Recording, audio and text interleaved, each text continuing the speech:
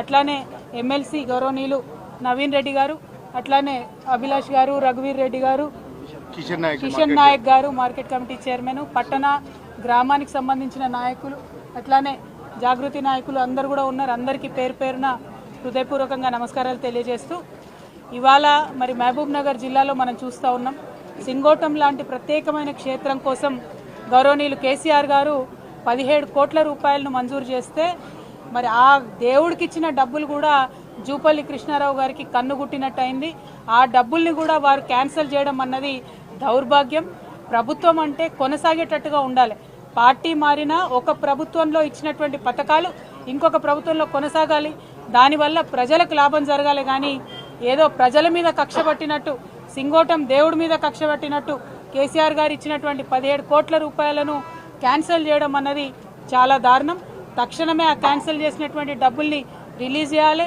సింగోటం క్షేత్రం అభివృద్ధి కోసం జూపల్లి కృష్ణారావు గారు భేషజాలు మర్చి, పార్టీలు అన్నటువంటి తారతమ్యాలు మర్చి ఈ దైవ క్షేత్రాన్ని అభివృద్ధి చేయవలసిందిగా నేను డిమాండ్ చేస్తా ఉన్నాను. అదేవిధంగా జూపల్లి కృష్ణారావు గారు మరి ఇక్కడ మొత్తం కొల్లాపూర్ నియోజకవర్గంలో బీఆర్ఎస్ పార్టీ తరఫున నిలబడ్డటువంటి ఏ నాయకుడైనా సరే మరి వారి మీద కక్ష కట్టి, చిన్నదైనా పెద్దోళ్ళైనా ఒక ఫేస్బుక్లో చిన్న పోస్ట్ పెట్టినా, లేకపోతే ఏదైనా నిలబడి ప్రశ్నించినా, ఏది అడిగినా కూడా కేసులు పెట్టి ఇబ్బంది పెడుతున్నటువంటి పరిస్థితి ఉన్నది. ఇక్కడ శ్రీధర్ రెడ్డి అనేటటువంటి మా కార్యకర్తను కూడా దారుణంగా మరి చంపడం కూడా జరిగింది.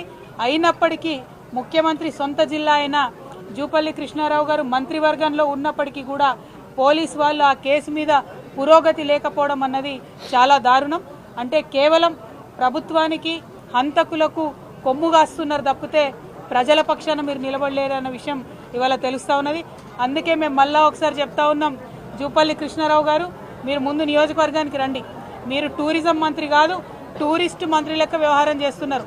అప్పుడో ఇప్పుడో వచ్చిపోవడు తప్పితే ఎప్పుడు వస్తలేరు నియోజకవర్గానికి. నియోజకవర్గ అభివృద్ధి కోసం మరి ఇప్పుడు ఇది మంచి పంట సమయం, మామిడి పంట వస్తుంది. అద్భుతమైనటువంటి పంట ఇక్కడ నుంచి కొల్లాపూర్ నుంచి దేశవ్యాప్తంగా మామిడికాయలు కూడా మనం పంపిస్తాం.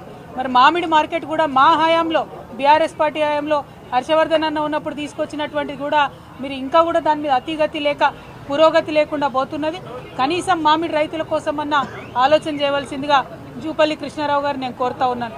అదేవిధంగా ఒకటి కాదు, రెండు కాదు, ఏ అభివృద్ధి లేదు ఎక్కడ కూడా. ఇప్పుడు ఇక్కడ ఉన్నటువంటి కార్యకర్తల నాయకులు అందరూ చెప్తున్నటువంటి విషయం ఒకటే, పదే పదే బోనస్ బోనస్ బోనస్ అని చెప్పిండ్రు. అది కాస్త బోగస్ అయింది. సన్న వడ్లకు ఎవరికి కూడా బోనస్ రానటువంటి పరిస్థితి. రుణమాఫీ రుణమాఫీ అని ఊదరగొట్టిండ్రు. అది కూడా ఎవరికి వస్తున్నటువంటి పరిస్థితి లేదు.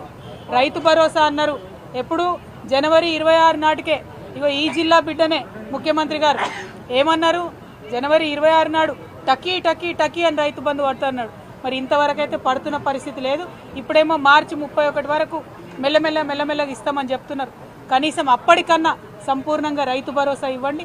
మీరు రైతులను ఆదుకుంటలేరు, విద్యార్థులను ఆదుకుంటలేరు, ఇతర పార్టీ నాయకులను మరి కక్ష కట్టినట్టుగా వారి మీద అత్యాచారాలకు ఆగడాలకు ఒడిగడుతున్నారు. ఇప్పుడు నేను దారిలో వస్తూ ఉంటే కూడా మన సాతాపూర్ ఊర్లో కూడా ఒక పరమేశ్ అనేటటువంటి మా కార్యకర్తను కూడా నిన్న రాత్రి ఇవాళటి మీటింగ్ కోసం ఫ్లెక్సీలు కడుతుంటే దారుణంగా 50 మంది ఒక పిల్లగాని మీద దాడి చేసి దెబ్బలు తీసినటువంటి పరిస్థితి ఉన్నది.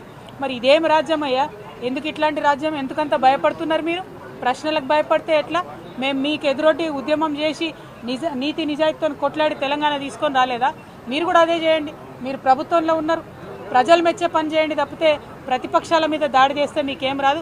అందుకే మళ్ళా ఇవాళ చెప్తా ఉన్నాం, ముఖ్యమంత్రి గారు మీ మహబూబ్ నగర్, ఉమ్మడి మహబూబ్ నగర్ జిల్లా నుండే చెప్తా ఉన్నాం, ఖచ్చితంగా పింక్ బుక్ మెయింటైన్ చేస్తాం.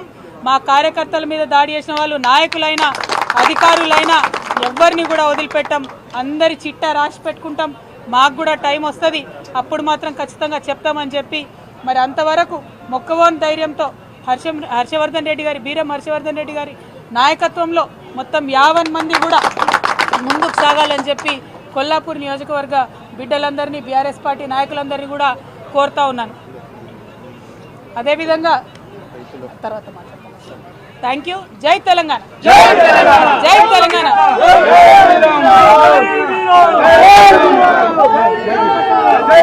జై కేసీఆర్, జై కేసీఆర్, కేసీఆర్ గారి నాయకత్వం.